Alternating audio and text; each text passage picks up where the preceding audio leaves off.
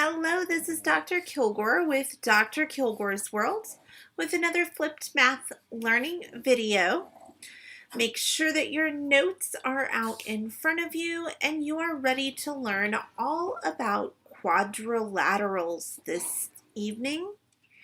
So your learning goal is I can classify quadrilaterals based on their properties. Make sure that that is written down in your notes before you move on to the next slide. So we're starting with a vocabulary review.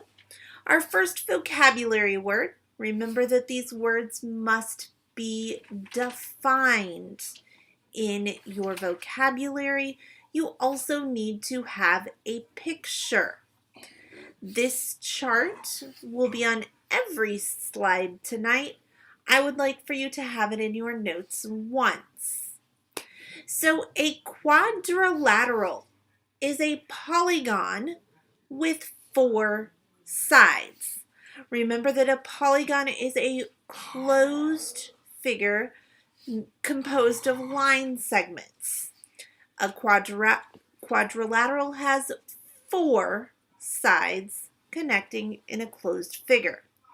The quadrilateral happens to be the top of our hierarchy of quadrilaterals. In our hierarchy from the quadrilateral, you can either have trapezoids or parallelograms next. Well, we're going to look at trapezoids. A trapezoid is a quadrilateral with only one pair of parallel lines. So an example of a trapezoid is right here. You could also say that many of the tables, the student tables at Bridal Ridge, would be trapezoid tables. So a trapezoid is a quadrilateral. It is not a parallelogram, a rhombus, a rectangle, or a square. A trapezoid can only be classified as a quadrilateral. The next type of quadrilateral that we're going to look at is the parallelogram. A parallelogram is a quadrilateral that has both pairs of opposite sides are parallel and equal in length. So when you look at this parallelogram down here, you can tell that opposite sides are across from each other.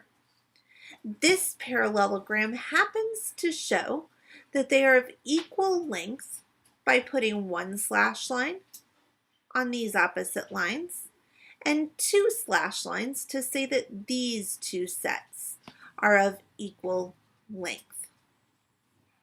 So again, when you look at our hierarchy of quadrilaterals, a parallelogram would be a quadrilateral. Our next type of parallelogram that is also a quadrilateral would be a rhombus.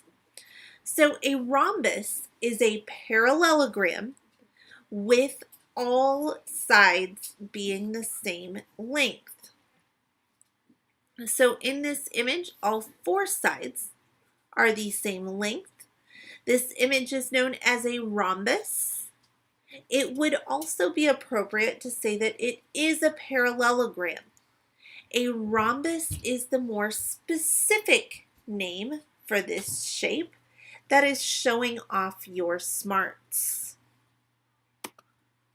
Our next parallelogram is one that you should be very familiar with. It is a rectangle. So a rectangle is a parallelogram with 4 right angles. A rectangle would also be a quadrilateral, but it is not a rhombus and it is not a trapezoid. So a rectangle would be a parallelogram and a quadrilateral.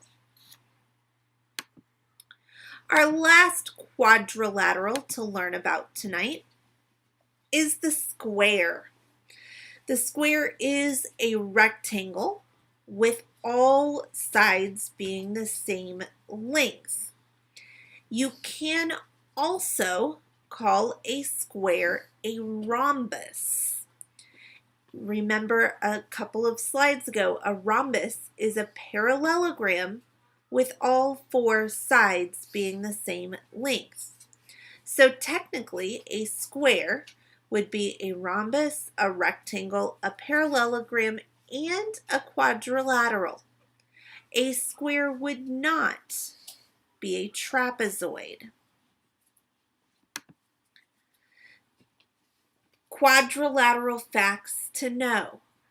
When we spoke about triangles in the last video, remember all of the angles, each of the three angles in a triangle, add up to 180 degrees. In quadrilaterals, all four angles would add up to be 360 degrees. So again, make sure that you have all of these vocabulary words and definitions for the quadrilateral family in your notes. Make sure that you are using your notes to classify quadrilaterals appropriately today.